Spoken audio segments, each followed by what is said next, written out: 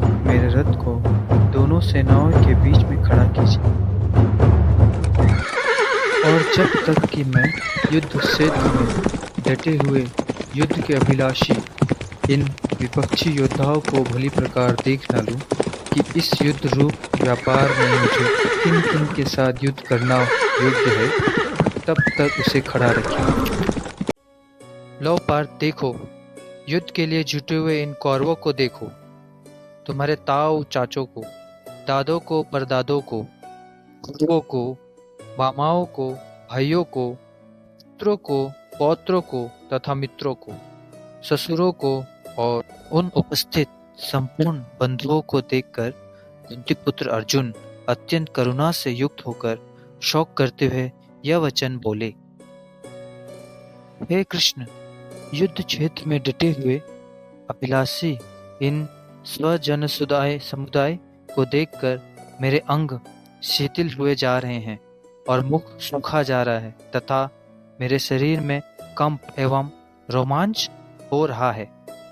हाथ से गांडीव धनुष गिर रहा है और त्वचा भी बहुत जल रही है तथा मेरा मन विभिन्न सो रहा है, इसलिए मैं खड़ा रहने भी समर्थ नहीं हूँ। हे केशव, मैं लक्षणों को भी विपरीत ही देख रहा हूँ तथा मैं स्वजन समुदाय को मारकर कल्याण भी नहीं देखता। हे कृष्ण, मैं ना तो विजय चाहता हूँ और ना राज्य तथा सुखों को ही। हे गोविंद, हमें ऐसे राज्य से क्या प्रयोजन है अथवा ऐसे भागों से और जीवन से भी क्या लाभ है। हमें जिनके लिए राज्य वो उपाधि की अभिलाषा है, वही तो इस युद्ध में जीवन की आशा को त्याग कर युद्ध में खड़े हैं।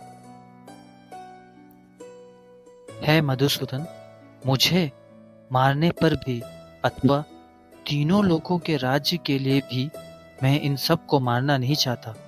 फिर पृथ्वी के लिए तो कहना ही क्या है। जनार्दन, क्या धृतराष्ट्र पुत्रों को मारकर हमें प्रसन्नता होगी कि इन मंदबुद्धियों को मारकर हमें पाप ही लगेगा। है माधव, कुटुंब को मारकर हम कैसे सुखी होंगे। ये लोग कुल के नाश से उत्पन्न दोष को और मित्रों से विरोध करने में पाप को नहीं देखते। तो भी है जनार्दन, कुल के नाश से उत्पन्न दोष को जानने वाले हम लोगों को इस पाप से हटने के लिए क्यों नहीं विचार करना चाहिए।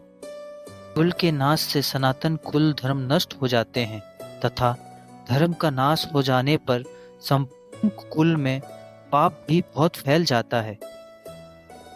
जनार्दन, जिनका कुल धर्म नष्ट हो गया हो, ऐसे मनुष्यों को अनिश्चित काल तक नरक में वास होता है, ऐसा हम सुनते आए हैं।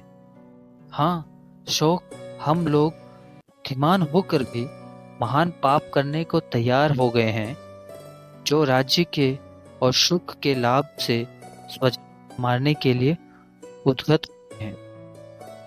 यदि मुझे शस्त्र हाथ में लिए तो यह धृतराष्ट्र के पुत्र रण में मार डाले तो वह मारना भी मेरे लिए अधिक कल्याणकारक होगा।